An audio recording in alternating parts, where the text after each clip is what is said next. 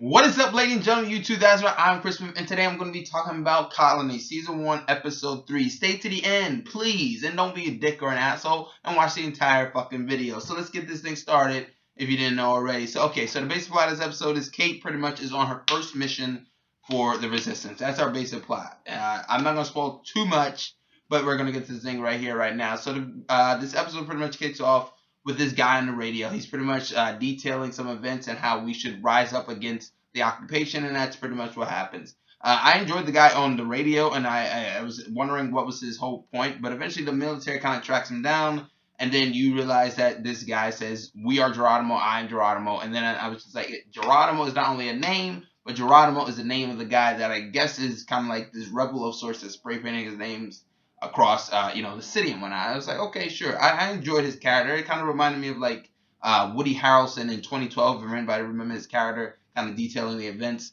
But this episode was pretty much a resistance-heavy episode, and I'll get to that in a second. Now, the next thing that kind of happens, Kate goes on her first mission, right? Her first mission with the resistance, they pretty much rob this military truck. What happens is that they pretty much rob the truck because they needed to see the response time between the drones. They find that out, and there it is. Eventually, one of their people get killed because they did not check the truck. And that's one of the negatives I have is that the main guy, Brodard, or whatever his name is, the black dude, Kate's contact, pretty much says, later on, he says, "I've been in the thing for a long time." But they didn't check the truck. Why not check the truck in the back if you've been in this a long time? That type of rookie shit can get people killed, and it did get somebody killed.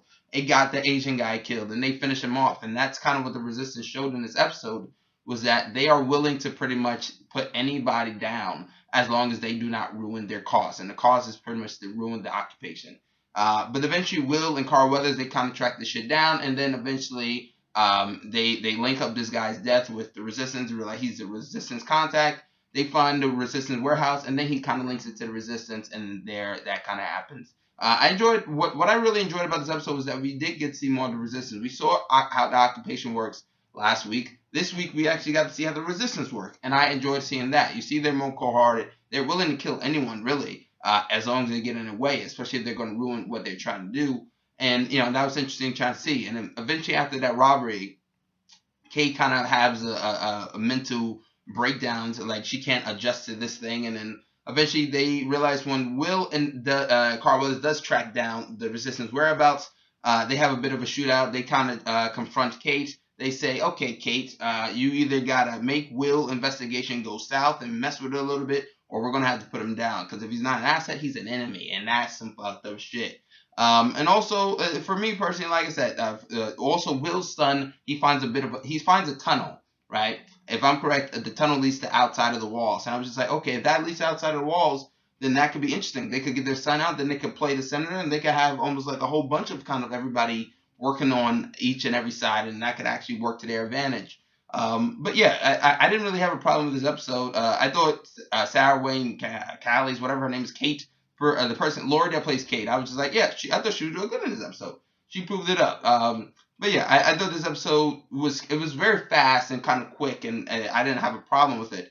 Get to the point really. But and then eventually fast forward to the end, and then the senator comes in, whatever. But some negatives I had in the episode was, I also enjoyed the conversation between Will and Kate. But Will and Kate, and I thought those conversations were pretty well done. Also, some negatives. I thought the babysitter was creepy as fuck. How long is it going to take Will to actually find that his wife is actually working with resistance, especially if he's a top-notch guy that can find shit out?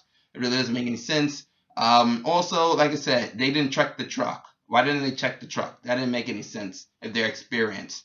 And yeah, Will's son eventually finds his tunnel, as I said, he finds out, and eventually towards the end, they're all celebrating in this bar, and then the senator guy comes in and talks about owning the bar or whatever.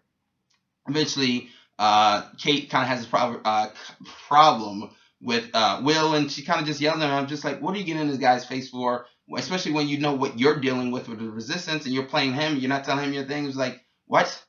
For me, it's the Lori syndrome. Once again, she's getting up in her husband's face, and it just didn't make any sense to me. Her character seemed like 1 minute's here, then it's next minute's another way. But to me, that's my negatives. I enjoyed this episode. I thought it was fun. For as fun as this episode could be. But yes, comment, subscribe, and like. Subscribe. Do it. You stayed to the end. Do it, please. Seriously, help me out.